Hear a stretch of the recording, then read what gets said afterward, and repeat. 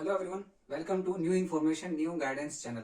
जैसा कि आप सभी जानते हैं कि इस चैनल के माध्यम से हम अलग अलग करियर और कोर्सेज के बारे में बात किया करते हैं। इसी बारे में हमने कुछ दिन पहले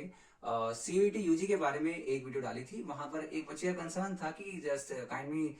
tell me about the careers in the sports field. तो यहाँ पर मैं उस बच्चे को और उसके माध्यम से बाकी सभी बच्चों को जो इस बारे में जानना चाहते हैं कि स्पोर्ट्स की फील्ड में हम कैसे करियर बना सकते हैं। देखिए, मैं पहले यहाँ पे आपको एक बात बता दूं कि स्पोर्ट्स की फील्ड में यदि आपको जाना है तो यहाँ पे कुछ प्रोफेशंस होंगे और उनसे रिलेटेड कुछ हमारे पास सामने करियर्स होंगे, राइट। तो अगर आप स्पोर्ट्स की फील्ड में हैं तो पहली बात तो ये है कि आप एक एथलीट तो बन ही सकते हैं। जो भी आप गेम खेल रहे हैं उसके आप एक स्पोर्ट्स प्लेयर बन सकते हो, राइट। दूसरी बात ये मान लीजिए कि बहुत ज्यादा कंपटीशन की वजह से या फिर आपका मन ये है कि मुझे खेलना नहीं है बट वैसे मुझे स्पोर्ट्स में इन्वॉल्व रहना है, तो तब आप क्या कर सकते हैं। तो देखिए, मान लीजिए कि आप स्पोर्ट्स बहुत अच्छा खेलते हैं और आपकी एक प्रोफिशिएंसी है उस फील्ड में, बट आप बहुत ज्यादा एक्सेल नहीं कर पाए या फिर स्टेट लेवल से आप आगे नहीं बढ़ पाए, तो आपके पास एक अपॉर्चुनिटी हो सकती है कि आप यंग टैलेंट को यानी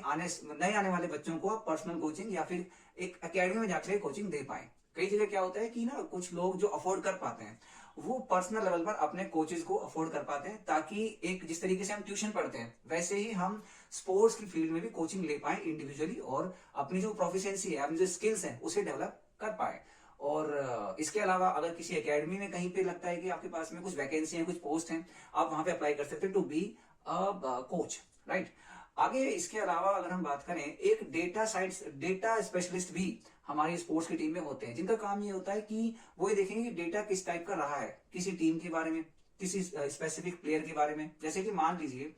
कि फॉर एग्जांपल मैं क्रिकेट का एग्जांपल ले लेता हूँ। क्रिकेट क्योंकि ज्यादातर लोग देखते हैं तो उसकी जो टेक्निकलिटी है वो ज्यादातर बच्चों को भी पता होगी। तो मान लीजिए कि एक प्लेयर है जो कि बहुत अच्छी गेंदबाजी करता है और बहुत अच्छे से वो विकेट निकाल लेता है, चाहे वो मान लीजिए कि वो एक फास्ट बॉलर है। तो उस फास्ट बॉलर की जो बॉल है वो कब इन स्विंग होती है, कब आउट स्विंग होती है,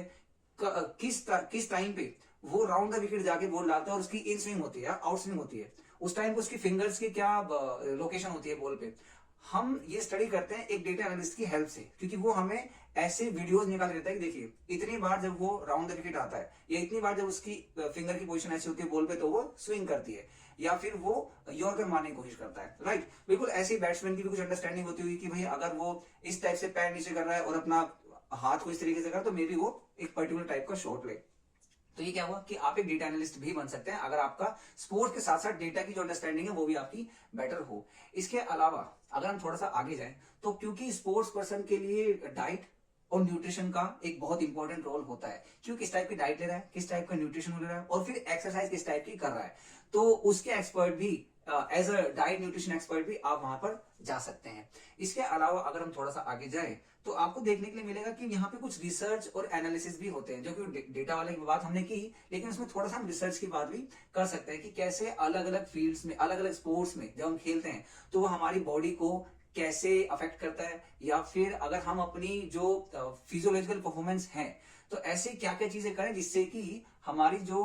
एक परफॉर्मेंस है, ये एक फिजियोलॉजिकल जो हमारी एक्टिविटीज हैं वो और ज्यादा बेटर हो पाए, ये हम रिसर्च के थ्रू ही जान पाते हैं। और अगर हम बात करें इसके बारे में कुछ कोर्सेज की, तो देखिए हमारे यहाँ पे कोर्सेज हैं बीबीए इन स्पोर्ट्स मैनेजमेंट। देखिए मान लीजिए कि आप किसी स्पोर्ट्स की फील्ड में कुछ मैनेज करना चाहते हैं, आप सोच रहे हो कि स्पोर्ट्स मैनेजमेंट कहाँ से आ गया, है ना। तो आपने देखा होगा कई बार जो बहुत बड़े बड़े हमारे स्पोर्ट्स पर्सन है, जैसे क्रिकेटर्स हैं, उनके मैनेजर्स होते हैं, वो ये बताते हैं कि जी आपका डेली का शेड्यूल क्या है, आपको गेम्स के साथ साथ आज कहीं पे किसी मीटिंग में जाना है या किसी पुराने प्लेयर से मिलना है या फिर किसी हमारे जो क्या बोलते हैं, कोई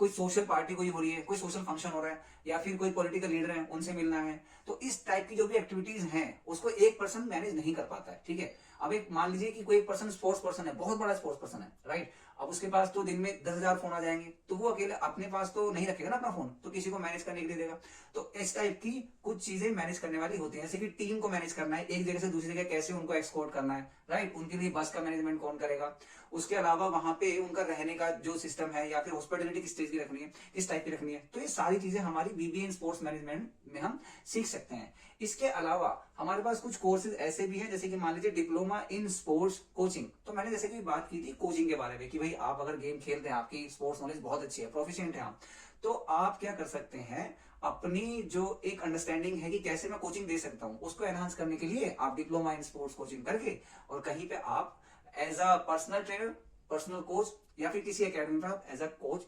भी ज्वाइन कर सकते हैं। इसके अलावा अगर हम थोड़ा सा आगे जाएं तो यहाँ पे हमारे पास में BSc in sports science and nutrition वाले भी कुछ कोर्स होते हैं। जैसे कि मैंने पहले बताया कि स्पोर्ट्स पर्सन के लिए उसकी डाइट, उसका न्यूट्रिशन बहुत इंपॉर्टेंट रोल प्ले करता है। तो किस टाइप का न्यूट्रिशन, ये किस टाइप की डाइट हमें कैसे हेल्प करती है, तो ये एक बायोलॉजी वाले बच्चे या ऐसे बच्चे जिन्होंने इस बारे में फिजियोलॉजी को पढ़ा है और फिजियोलॉजी के साथ साथ फूड का जो न्यूट्रिशन है उसका इफेक्ट बॉडी पे कैसे पड़ता है ये पढ़ा है, तो उनके लिए, उन बच्चों के लिए बहुत अच्छे कोर्सेज रहते हैं। इसके अलावा एक और कोर्स है that is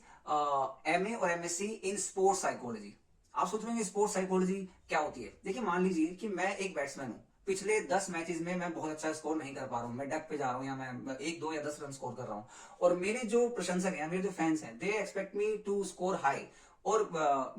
to provide a better performance, right, कि मैं बहुत अच्छा परफॉर्म कर पाऊं। तो ऐसे में क्या होता है, अगर मैं ऐसा नहीं कर रहा हूं तो मेरा मनोबल हो सकता है गिर जाए या मेरा जो मोरल डाउन हो सकता है। ऐसे में एक स्पोर्ट्स साइकोलॉजिस्ट या स्पोर्ट्स काउंसलर का रोल ये होता है कि वो आइडेंटिफाई करे कि क्या मैं अपनी कुछ एक्टिविटीज को क्या कैसे बेटर कर सकता हूँ जिससे कि मेरी परफॉर्मेंस अच्छी हो, या फिर मेंटली क्या ऐसे इश्यूज हैं मेरे साथ, मे भी ऐसे कुछ इश्यूज हो रहे हो कि मैं अपनी चीजों पे ध्यान नहीं दे पा रहा हूँ, स्पेशली अपने गेम पे ध्यान नहीं दे रहा हूँ। तो यहाँ पे स्पोर्ट्स साइकोलॉजिस्ट का रोल यही होता है कि वो ये आइडेंटिफाई करे कि क्या इसके फैक्टर्स हैं जिसकी वजह से इसकी परफॉर्मेंस अच्छी नहीं हो रही है, और ऐसी क्या मॉडिफिकेशन वो अपने बिहेवियर में, अपनी एक्टिविटीज में कर सकता है जिससे कि वो और पर्सन और बेटर परफॉर्मेंस अपनी कर पाए। इसके अलावा यदि मैं आपको कोर्सेज की एक लिस्ट बताऊं तो हमारे पास में बहुत लंबी हमारे कोर्सेज की एक लिस्ट हमें मिल जाएगी, और मैं इस लिस्ट को इस वीडियो के कमेंट सेक्शन में डाल दूंगा ताकि जो भी बच्चे स्पोर्ट्स एंथुसियास्ट हैं, स्पोर्ट्स के बारे में जानते हैं, समझते हैं और वो स्पोर्ट्स की फील्ड में अपना करियर बनाना चाहते हैं, तो उस लिस्ट के माध्यम से वो कोर्सेज को देख लें और ये देखें कि हमारे आसपास में ये कोर्सेज अवेलेबल है। अगर कोर्सेज हमारे पास में अवेलेबल नहीं है बट हम करना चाहते हैं तो वहां कैसे पहुंच सकते हैं, क्या कोई हमारे पास में स्कॉलरशिप का कोई रोल है क्या, या फिर हम कैसे वहां पे एडमिशन पा सकते हैं, उसकी एलिजिबिलिटी क्या है। तो आप जाएं और कमेंट सेक्शन में उस जो हमारी ये पीडीएफ है उसे जरूर चेक करें, ठीक है। अब हम